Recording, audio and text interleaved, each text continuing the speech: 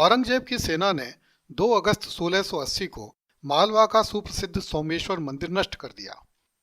28 मार्च 1681 को असद खां ने आमेर के निकट गोनेर के लक्ष्मी जगदीश मंदिर को नष्ट कर दिया।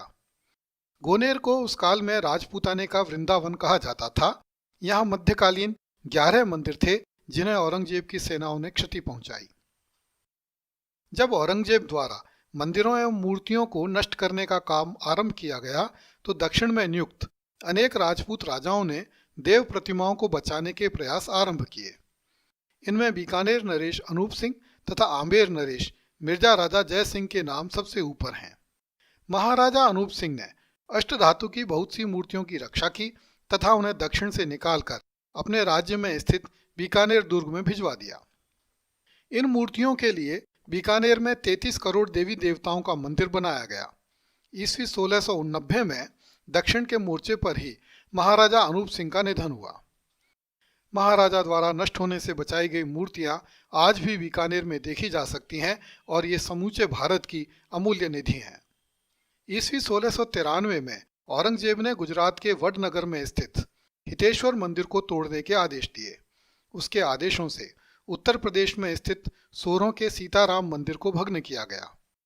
मंदिर के पुजारियों की मंदिर में ही हत्या की गई तथा गोंडा में देवी पाटन के नाम पर स्थित देव वन को नष्ट किया गया। आमेर नरेश मिर्जा राजा जयसिंह ने देश के कई नगरों में निजी संपत्तियां खरीदकर जयसिंहपुरा नामक स्थलों का निर्माण करवाया तथा उन्हें अपनी निजी संपत्ति बताकर ब्राह्मणों, साधुओं एवं बैरागियों को रहने के लिए दे दिया। ये लोग जयसिंहपुरा में रहकर अपने निजी मंदिर बनाते थे और उनमें देव विग्रहों की स्थापना करके उनकी पूजा किया करते थे। जब दिल्ली के एक जयसिंहपुरा में इस प्रकार की पूजा होने की सूचना मिली तो मुगल सेनाओं ने जयसिंहपुरा को घेर लिया तथा वहां के बैरागियों को पकड़ लिया। मुगल सेना ने 13 देव मूर्तियां जब्त करके दिल्ली के सूबेदार के पास भेज दी। जयसिंहपुरा के सामने हिंदुओं की भारी भीड़ इकट्ठी हो गई। इस भीड़ ने बैरागियों को तो छुड़वा लिया किंतु देव मूर्तियों को नहीं छुड़वाया जा सका। ईस्वी 1698 में हमीदुद्दीन खां को बीजापुर भेजा गया। उसने बीजापुर के मंदिरों को तोड़कर उनके स्थान पर मस्जिदें बनवा दी। बादशाह उसके काम से इतना प्रसन्न हुआ कि उसने हमीदुद्दीन खां को गुसल खाने का दरोगा बना दिया ताकि वह प्रतिदिन हमीदुद्दीन खां को देख सके और उसकी प्रशंसा कर सके। औरंगजेब के शासनकाल में उसके उन आदेशों की अक्षरशः पालना की गई जिसके अनुसार हिंदू न तो अपने पुराने मंदिरों का जीर्णोद्धार कर सकते थे और न नए मंदिर बना सकते थे। पूरे देश के प्रसिद्ध तीर्थों एवं मंदिरों से देवी देवताओं की मूर्तियों को तुड़वाकर दिल्ली तथा आगरा में मस्जिदों की सीढ़ियों तथा मार्गों में डलवाया गया जिससे वे नमाज पढ़ने वालों के पैरों से ठुकराई जाएं। औरंगजेब के शासन में देश भर के हजारों देव मंदिरों को मस्जिदों में बदल दिया गया। यहाँ तक कि छोटे छोटे चबूतरों तथा पेड़ों के नीचे रखी देव मूर्तियों एवं पत्थरों को भी तोड़ दिया गया। इस समय तक औरंगजेब बहुत बूढ़ा हो गया था, फिर भी मंदिरों को तोड़ने की उसकी प्रवृत्ति ज्यों की त्यों बनी रही।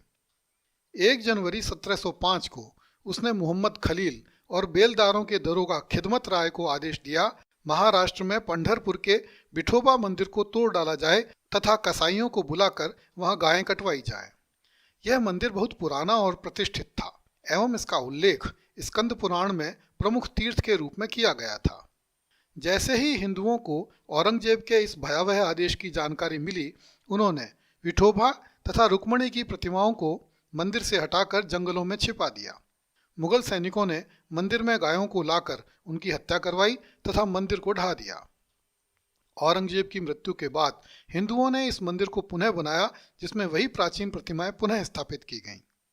औरंगजेब हिंदू मंदिरों से कितनी घृणा करता था इसका अनुमान औरंगजेब द्वारा रुहिल्ला खां को लिखे गए एक पत्र से भली भांति होता है, जिसमें औरंगजेब ने लिखा, महाराष्ट्र के बुतखाने पत्थर एवं लोहे के बने होते हैं जिन्हें हमारी सेनाएं मेरे उस रास्ते से होकर निकलने से पहले पूरी तरह नहीं तोड़ पाती हैं ताकि वे मुझे दिखाई न दें।